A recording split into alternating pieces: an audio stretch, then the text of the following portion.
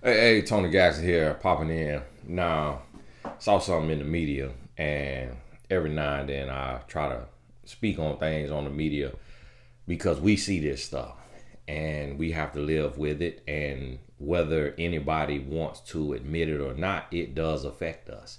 It affects the way we see ourselves, it affects the way we see the world.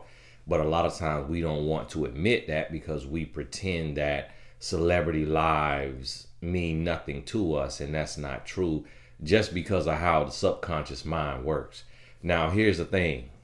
One of the first things that I'm going to point out on this situation is Romeo is saying that it sounds like he's upset about money and not being paid what he should have been paid, and that he feels that he put in a lot of work as an artist and that he didn't see that money or enough of it. It also, I believe I read, it sounds like he's a father now. And being a father, you start to see money differently. And you start to wish you had every dime because now you start to think about generational wealth. You start to think about taking care of your child and having the funds that you need for your child's college. And then you also would like to have money for your grandchildren when they come one day. And when you are a celebrity, you can't really just go work at Walmart because of how social media works, because of how the world sees you and treats you. And yes, there will be opportunities to do little movies here and there and go on a tour or something like that, but it's not like it's gonna set you up for life. It's work, it's a job, and a lot of people don't understand that it's not a lot of money that's paid in television and movies unless you're at a certain level. And that's really like at the highest of the highs, or like a super hit show on a main network, one of the big networks, not even the cable networks, but one of the big networks where you really could see a check.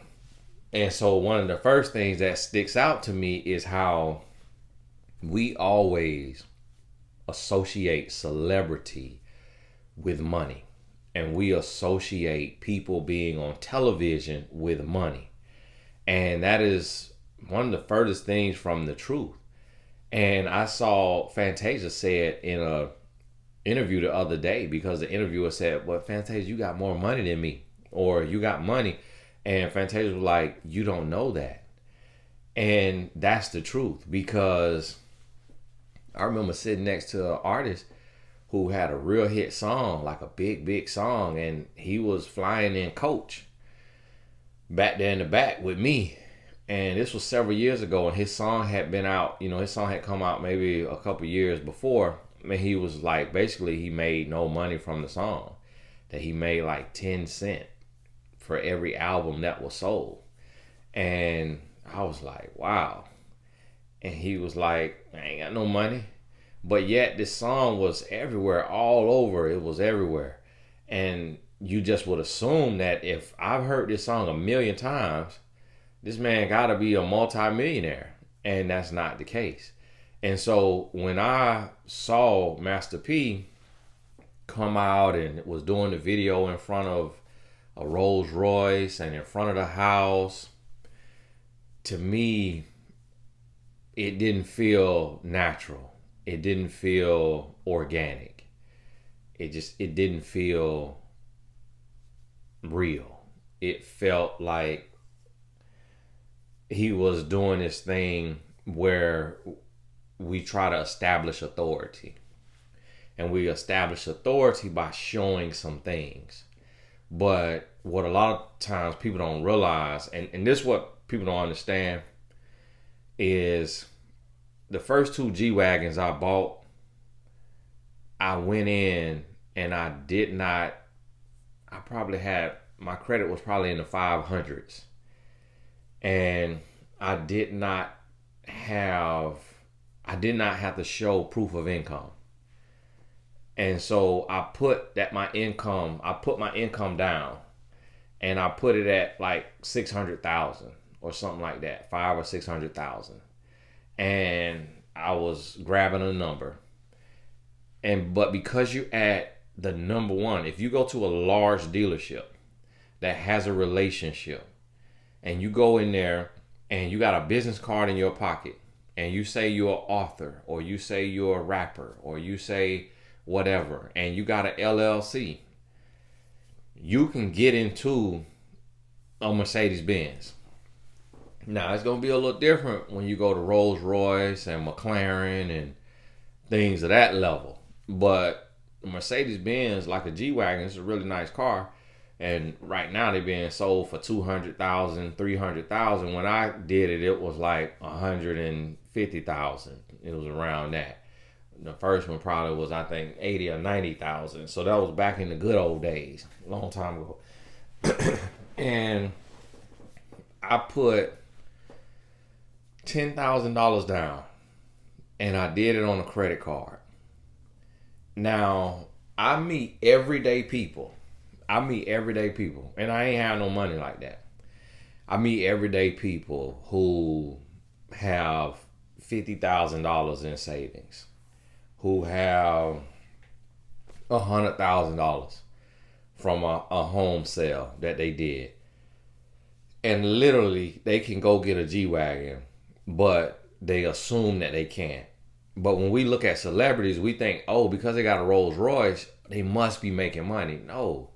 They could have got one check.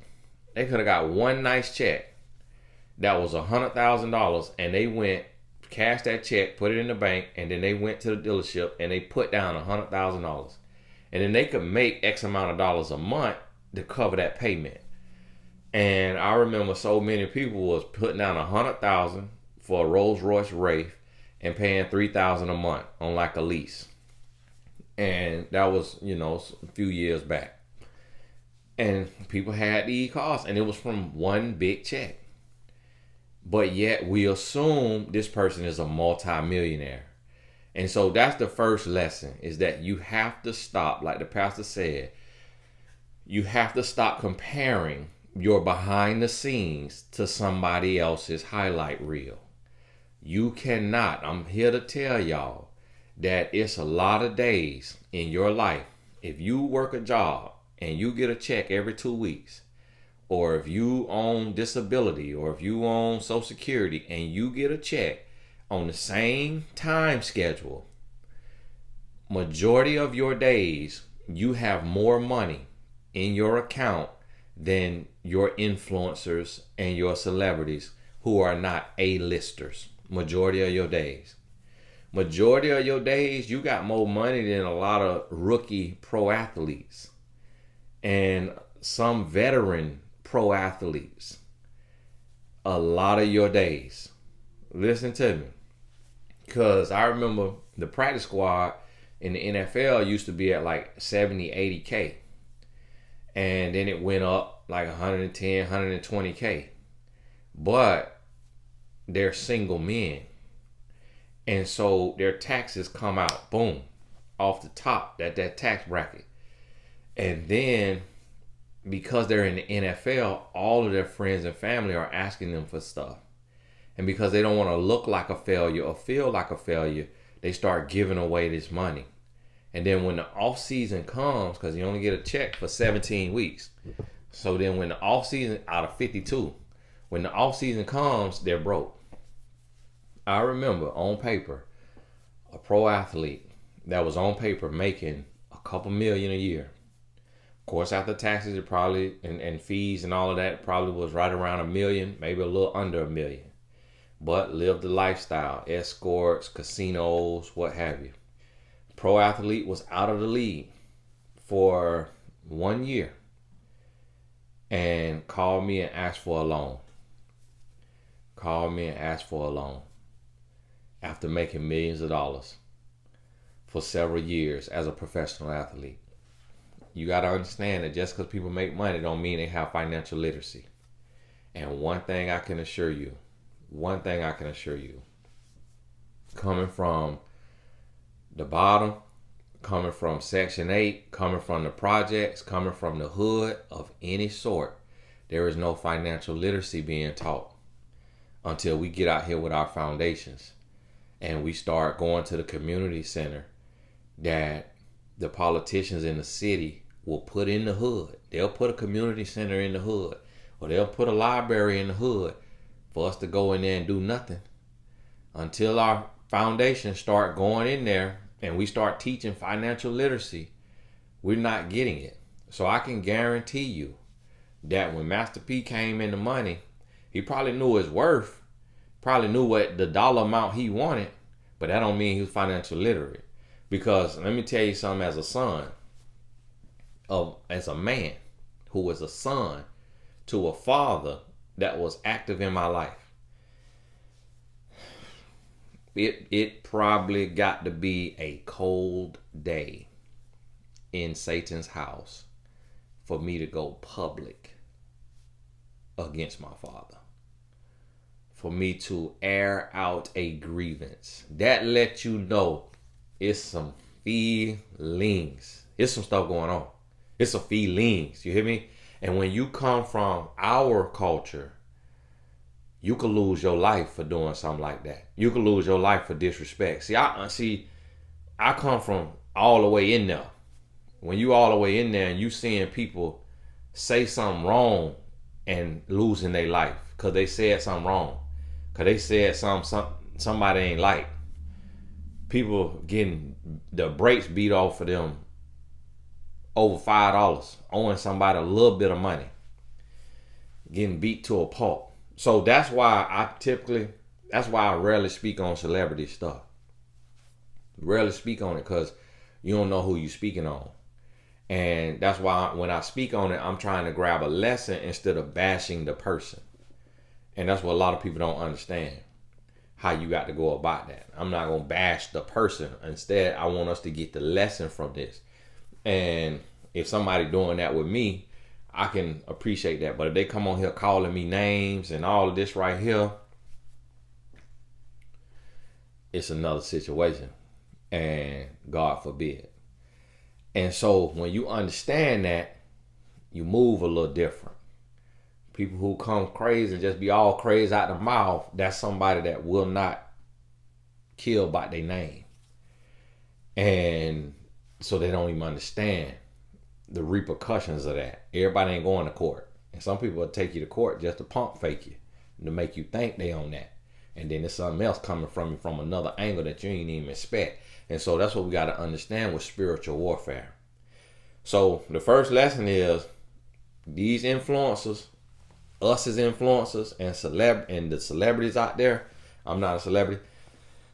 The first lesson is ain't nobody got what you think they got, including Jay-Z and Beyonce. When they say they made 80 million, if they made 80 million the way they get paid, the government coming for 40 odd. Government coming for 40.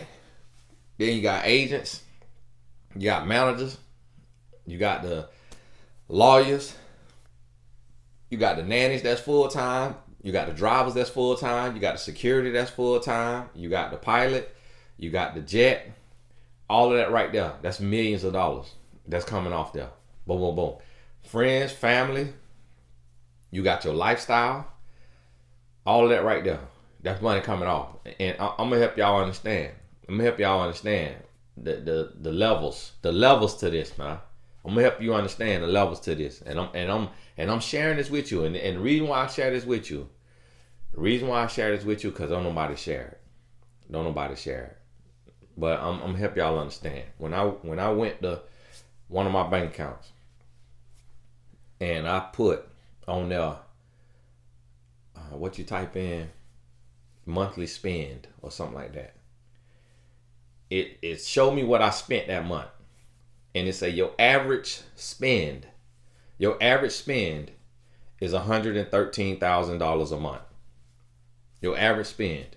It's talking about what come out of my account to take care of my lifestyle, to take care of my family, to take care of everything I do. It say my average on this bank account is $113,000 a month.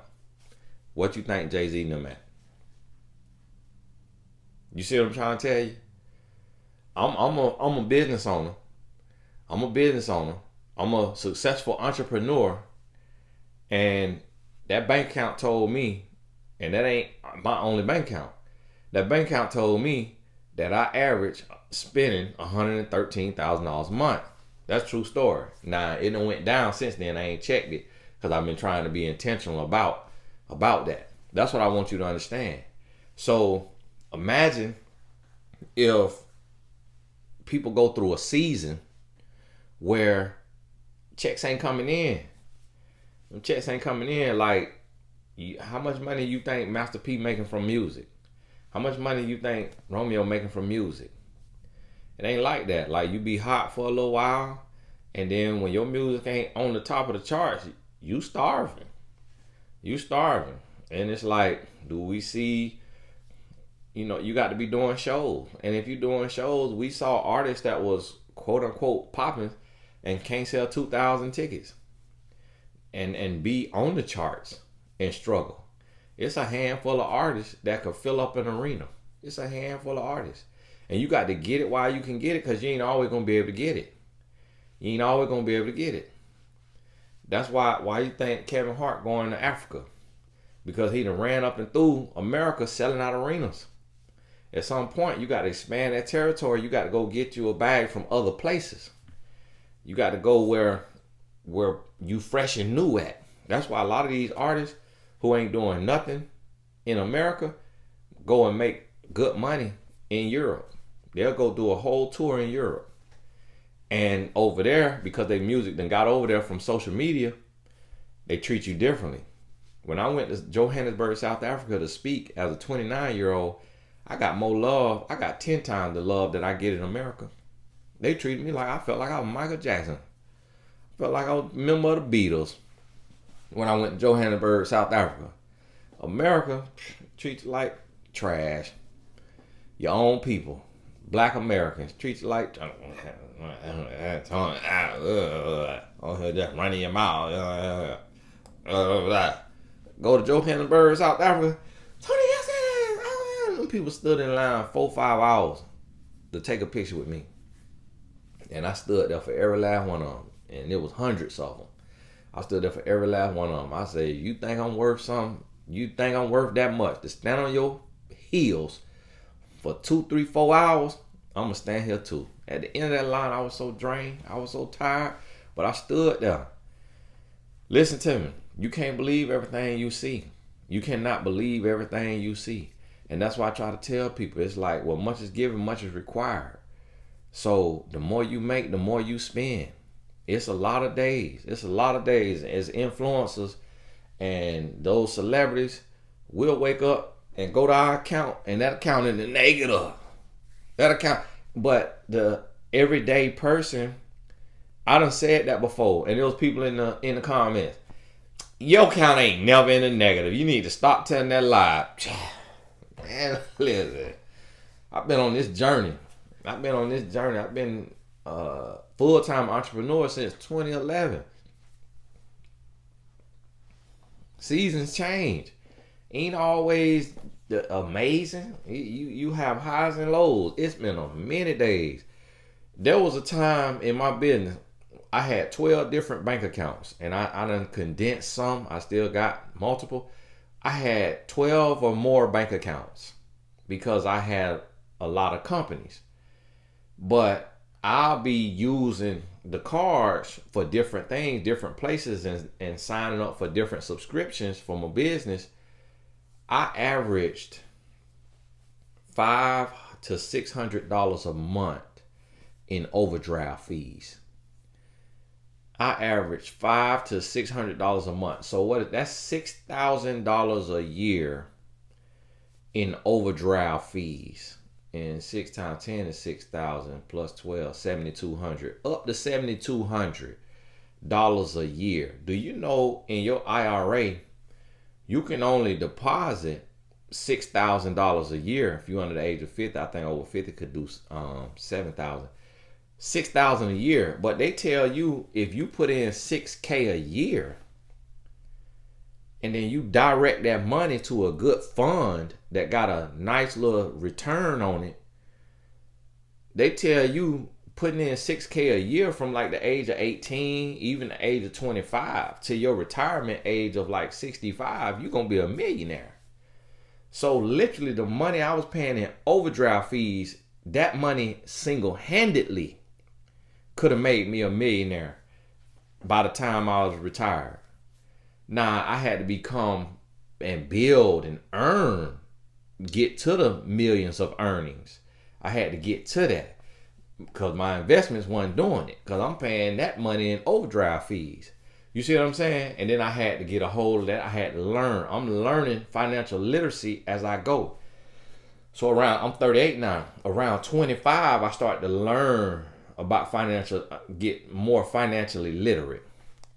And you learn a little bit more every year. So around 31, 32, then I start to really know, okay, boom, let me put up some money here, let me do this, let me do that. And it's still a learning curve, because you got to be raised with this stuff. You got to start learning when you young. So it's a lot of families that they start teaching their kids about stocks when their kids 5, 6, 7, 8 years old. They start learning about the stock market. They start learning about those things and starting to get an understanding of money and how money works. My 8-year-old, he got over $1,000 in his safe, and he said, "Dad, I'm rich." I say, son, technically, you have more money than 70% of Americans right now. They say 70% of Americans cannot touch $1,000 right now. $1,000 cannot touch $1,000 cash money right now. They say 70%, and I want you to look at your account and see if you in that 70%. Do you have $1,000 right now that you could touch cash money? And this what we got to get. This what we got to understand. This what we got to start to realize is we have to be more intentional about our money. We got to start a little system. You got to put in your system of what you're going to live out of, what you're going to save, and what you're going to invest into the market or into yourself, into your business. And you got to get them numbers. And it could be 70, 20, 10. It could be 50, 30, 20. You look at your budget and see what you need to live out of, how much you need. You might need 90% of your income to take care of your bills because of how your situation is set up. And you might only have 10% that you investing, and you might not even have money to save right now. Or you might do 5% investing into your business and 5% savings. Or savings meaning investing, putting up. And so each person's story going to be different, but this what we got to realize is we cannot just keep looking and seeing and thinking that we doing so bad and thinking that somebody doing so good, because it's different levels to it. And you got to understand that the business acumen. And one thing you have to realize, what do we see from Master P? We see distribution. We see noodles, rice, chips. It's not a lot of money in that stuff. It's not a lot of money in that because you got middlemen. Because you got the chips. I saw the chips in, where was I? I was in South Dakota. I saw Lil Boosie tater chips in South Dakota. I know he ain't seeing a check from that. I know that check ain't making it back. I already know it. Them people done lost count. Them people don't even know where them chips at. Not to mention the people that coming in and stealing the chips. Not to mention the staff that's going over there and popping the bag open and eating them. There ain't no lot of money in that. And the bag of chips don't cost nothing but $1.50. So everybody got to eat. The store got to eat. The truck driver that brought it there got to eat. The distribution company that sent the truck driver got to eat. Then the person who got the manufacturer who bagging the chips got to eat. You see what I'm saying? So by the time the person who face on the bag get a check, that check gone before it even get there, because of friends and family they got to take care of. So listen to me. Ain't no whole lot of money, and I'm gonna tell you right now, if Romeo was swimming in cash with his daddy, which is what we thought, which is the image that we thought, And he said himself, he said the image is not real. He said himself, the image is not real. You want to uphold the image and the image ain't real. Romeo said himself in his caption. So that's what we got to realize. Now that's lesson number 1. Lesson number 2 is spiritual warfare. What Romeo did is wrong. But the reason why he did that is for protection and projection. My daddy told me that that his daddy got into it with one of his brothers. And his brother got disrespectful, got loud at the mouth, cussed his daddy out or something like that. My daddy said his daddy turned around and went in the house to get his shotgun. And that his brother knew his daddy was going to get that shotgun. His brother hopped in his truck, backed out, and went to peeling. Down the street. My daddy say his daddy came out that house with that shotgun, got in the middle of the street, and was just busting at him. Busting at his son, trying to, made like he was going to shoot him. Made like he probably, as a father, we don't really want to take the life of our son, but we have to make our son feel like we'll take his life. Because a man gonna try a man, just like Cain and Abel, just like Jacob and Esau. These brothers, but a man gonna try a man. Even when the boy stole the birthright. When the boy stole the birthright, you trying your daddy.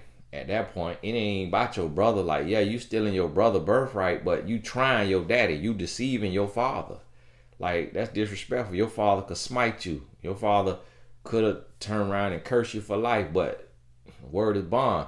So the father had them bless you. Okay, you got a blessing. The other one, I'm sorry, you missed your blessing because your brother came and stole it. And so that's how men are. Look at the mafia, look at the gangs, look at the street, look at all this stuff that's going on. So when we in a day now that son will be turned against father. And that's the work of the enemy.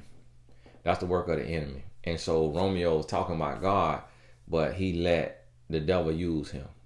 He let the devil use him by coming out, because that's something you go to your daddy and you talk to your daddy about that face to face. And then if you and your daddy can't hash that out, then you cut your daddy off. But you never dishonor and you never disrespect your daddy, because the Bible say honor thy mother and father and your days will be long upon this earth. And so no matter what, it ain't like he ain't coming out and saying my daddy punched me in the mouth and I done lost 4 teeth and now I got to go get veneers. It ain't like daddy done strangle you till you turn blue in the face and you almost lost your life. It ain't like your daddy done shot you or stab you. It's like, okay, you missing money. You missing money. You're a grown man. You're in your 30s. Go get your own bag. Because technically, when the father put the child on, the only reason there was ever a little Romeo is because there was a Master P. So yeah, Master, and then also it's not a lot of money in that music industry if you're not him. It's money for Drake. It's money for Jay-Z. It's money, but for little Romeo in that day and age, that's not no lot of money.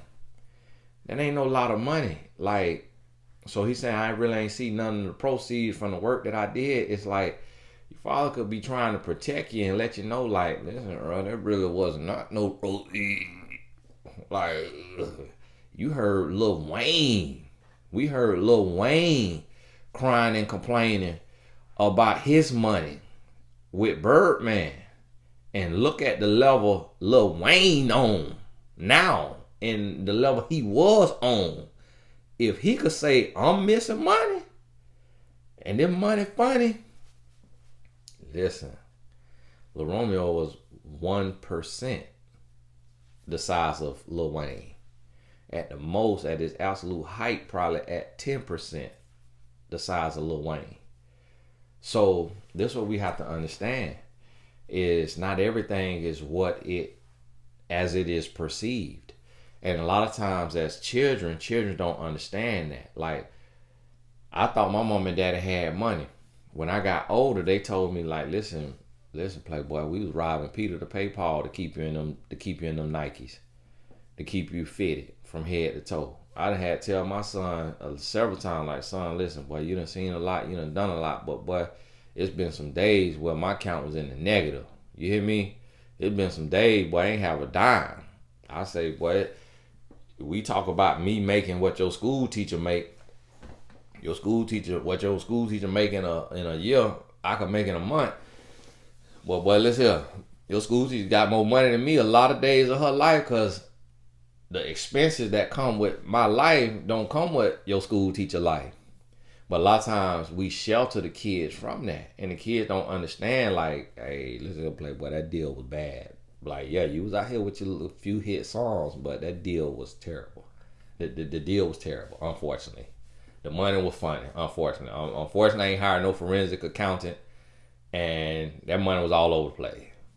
Like, that money was taking care of the lifestyle. That money was keeping us afloat. That money was taking care of your uncles. That money was taking care of your siblings. That money was taking care of the house. That money was taking care of your lifestyle. That money is what kept a roof over your head. So you did see it. So you ain't have to live in no shelter. You saw it. You just ain't got it in your pocket today to give to your child. But you saw it and you lived in it and you lived from it. And so this is what we have to understand. A lot of times we don't have understanding. And one thing we should never do as family, and this what another lesson is, we can't fall out with family about money. We can't fall out with family about money, because guess what? You got to come to a place, especially as an adult, to where you go and you work yourself. Because when you're a minor, the money not even yours. Because anything you doing, anywhere you flying to, before money is in the picture, that's your parents. It's your parents' money. So when you start making money as a minor, that money is technically your parents' money, because they funding your whole lifestyle. They taking care of your mortgage. They taking care of your car note that you riding in. They taking care of your health insurance. They taking care of your food. They taking care of your clothes. They taking care of everything. And if y'all lifestyle depletes everything, then it ain't nothing put up in no trust fund. It ain't nothing put up to live out of later. Most people do not have a savings. Probably 90% of America really don't have a savings, because our life cost us. You see the gas prices out here? Like life and the inflation we go through every so often, it's like life costs. Right now, today, my oldest son is going to get surgery on his wrist. He's going to get surgery. And I got to pay for that. Yeah, they help you out a little bit here and there. Insurance be terrible. And insurance costs a fortune. So it's like, either way you paying. Thousands and thousands of dollars. And so that's what we have to realize, that life happens, stuff come up. And so we have to see the spiritual warfare of this. Me and my son got into it, and I had to go to him as a man, apologize for what I did wrong. He had to apologize to me for what he did wrong. And we had to talk about that. And I had to let him know, I'm your daddy. When I say do something, do it. Respect, do a dog. You ain't finna live under my roof and disrespect me. It's gonna be all the way 100% respect. Point blank, period. And the way I was raised is, I brought you in this world, I'll take you out. So this ain't one of your white friends that get to yell and scream and cuss at their parents. You'll be eating your teeth for dinner. And that's how I move. So understand that now. And so point blank, period, like, that's what it's gonna be. And if you don't want it like that, then you welcome to move out. You welcome to move out, get you a job, take care of yourself. God bless you. But when you're under this here roof, you're gonna respect me. End of the story. And so and my daddy told me, he said, son, when you got around 15, 16, you tried me. He said, when your son get around 15, 16, he gonna try you. One thing we got to credit, like with Romeo's situation, he was there. We don't know if he ever yelled at his dad or they got into it. I'm sure they did, but he was there. And there was a lot of them videos, Romeo looked like a hostage. There's a lot of them videos, Romeo looked like he did not want to be there, but he trying to help the family. He's been faithful to the family. So what we seeing is a whole lot of faithfulness, and it ran over, and that man fed up. And so, yeah, it's wrong for us to say You shouldn't handle it like that, because we don't know what he had to go through, and we don't know what his dad did not hear him on behind closed doors. But at the end of the day, we got to realize spiritual warfare. So regardless of why it's being done, the devil still get the victory, because now this put a battery in the back of every other father and son to go at each other neck. This put a battery in the back of every other parent and child who got a grievance, that they can now go at each other. And that's the devil's goal, to tear us apart. To tear us apart and have us going at each other. And so we got to understand, whether we're going to agree to disagree, whether we're going to stop talking for a season, family is forever. And if it ain't just like abuse and complete blatant disrespect, then we got to find a way to talk this thing through, hash this thing out, and what maybe need to be done. Because as parents, we could come from some things and we could see some things. But one thing that I say is, the best parent is transparent. The best parent is transparent. The fault that we make is, a lot of times we try to shelter our kids from reality. And we don't want our kids to know that we could be facing bankruptcy, that we could be facing eviction, that our car could be facing repossession. And so our child will assume that our accounts is flooded and that we got all of this, because we don't want to be real and honest. But when we get in position, we could tell. And I saw that with my family. I had family members who believed another family member had X amount of dollars. But that family member would be talking to me and now about in tears and just stressing and going through so much. And I had to tell the other family members, like, listen, this person that you think got all this money just because they used to joke about money and joke about having money and saying, oh, I got money and I got more this and that. It was like, that was just talk. Like, that's not real. Because ain't no way in the world a person gonna be sitting with a boatload of money and crying and complaining about money every day if they loaded. So please get that out your mind. Like, where you think money grow on trees, like, that ain't no money. What they done made, like $50,000 a year that you no longer making, that you ain't made in 10 years, your money is gone. Your money is gone.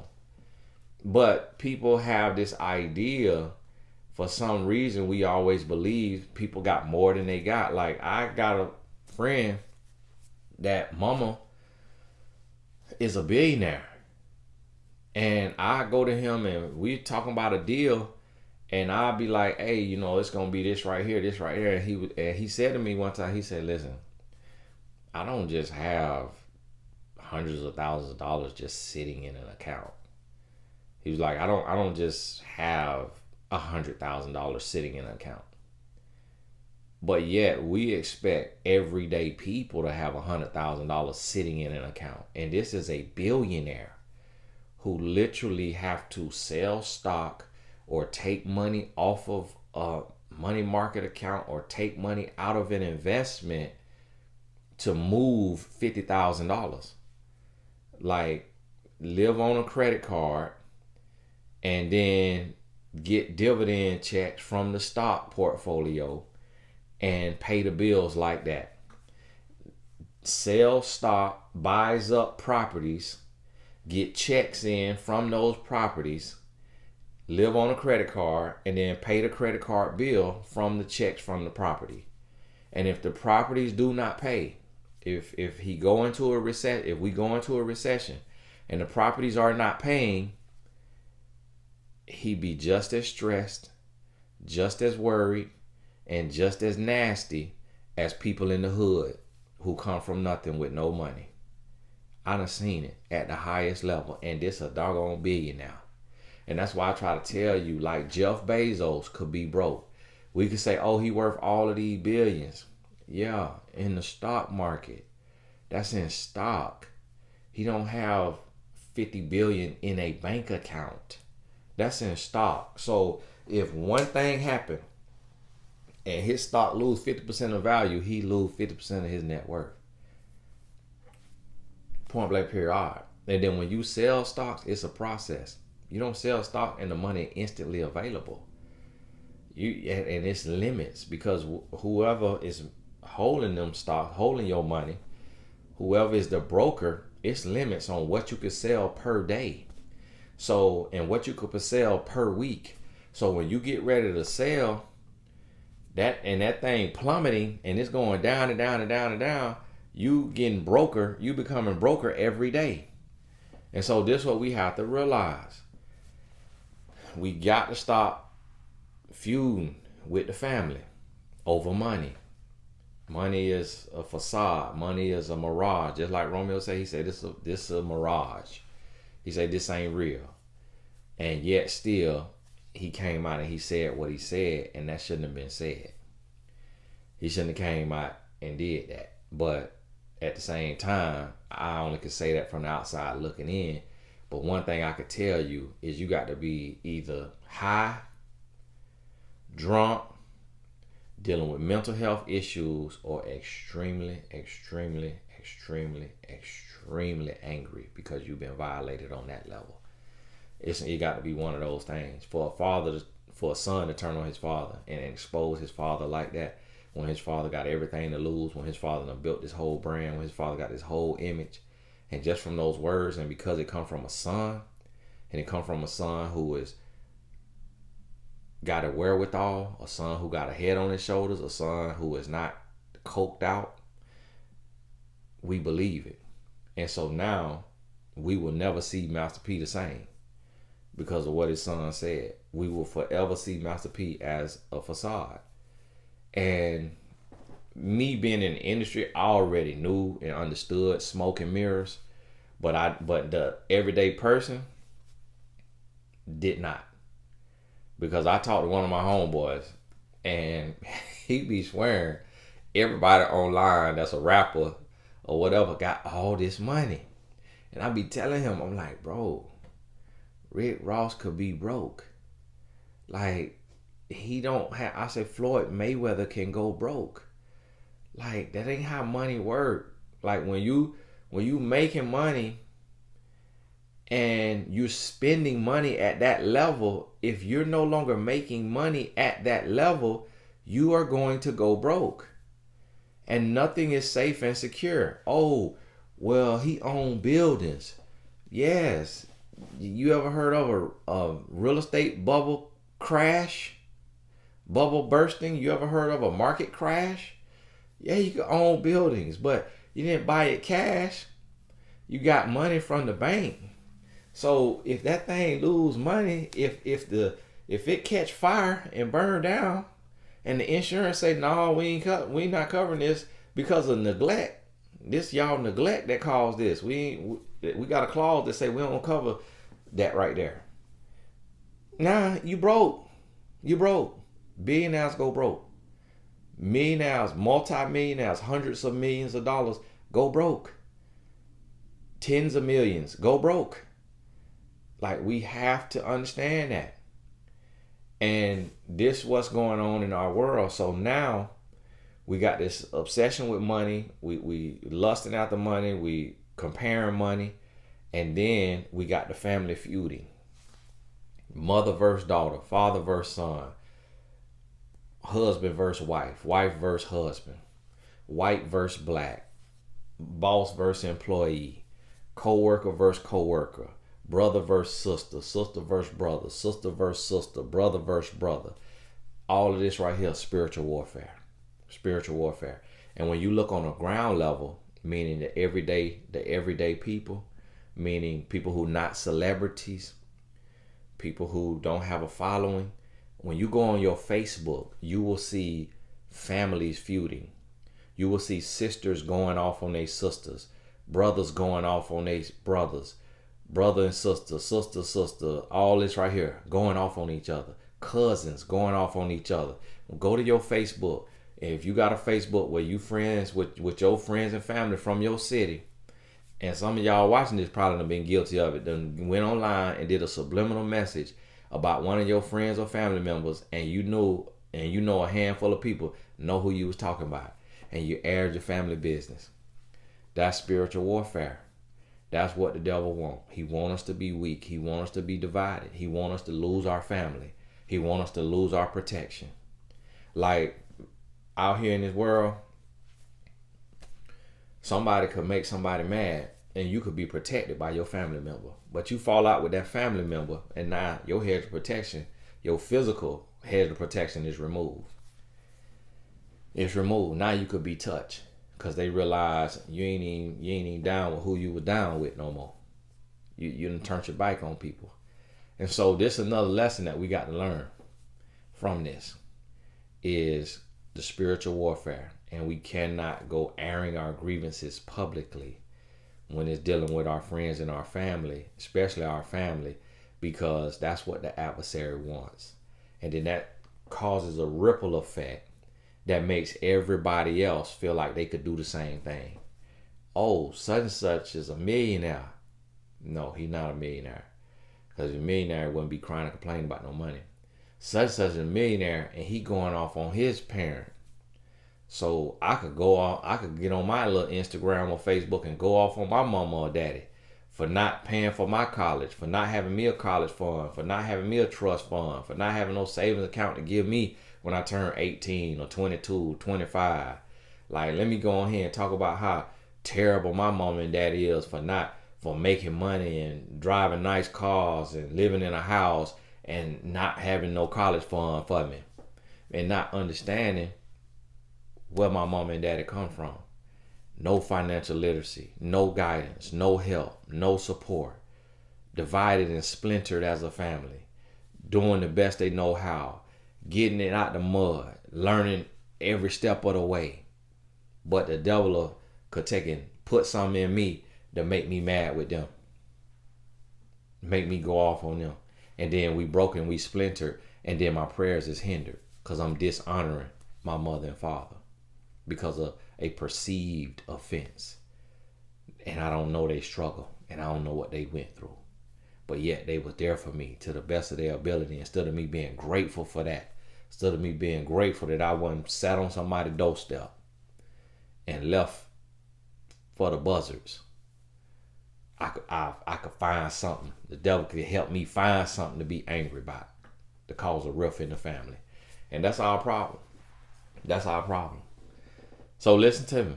We have to, when we see these situations in the media, don't just look at it like, oh, that's celebrity gossip. No, everything trickles down. That's why it's out there. That's why the adversary does those things, because it affects us on every level. Like, that affects us. So just like, and I'm going to talk about this other situation too. But I'm going to start, when I can, touching on some of these situations and showing you what the adversary is doing with this and how this is going to affect us in the everyday world, how it's going to affect everyday people and what we got to see and hear and understand from it, and how we got to move and how we got to analyze that so that it doesn't come into our household. That's what spiritual warfare is.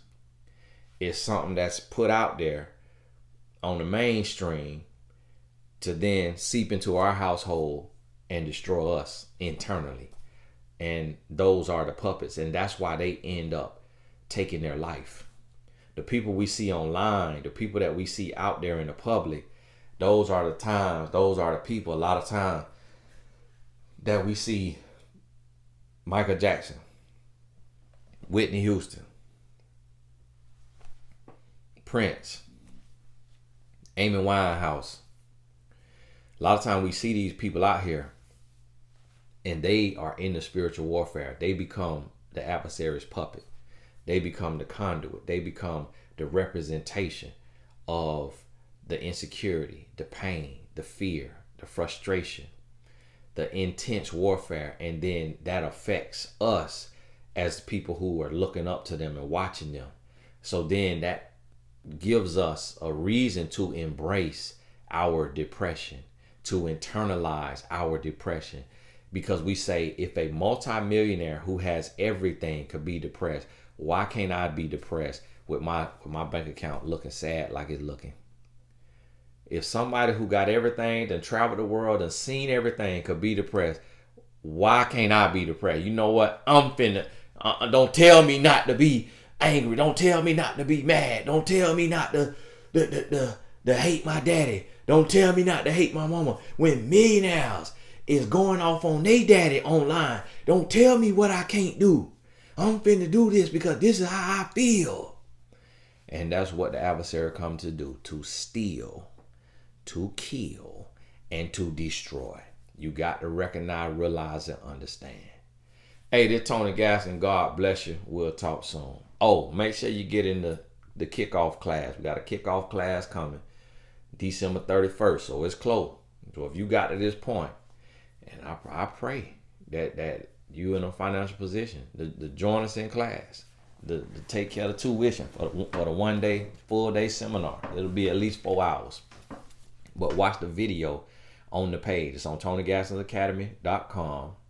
Tony Gaskins, spell my name right, academy.com, and you'll see it say 2023. There's a video on there, about 12-minute video. Watch that video. See if this virtual seminar is for you. If it is, and it's affordable, join us. God bless you. We'll talk soon.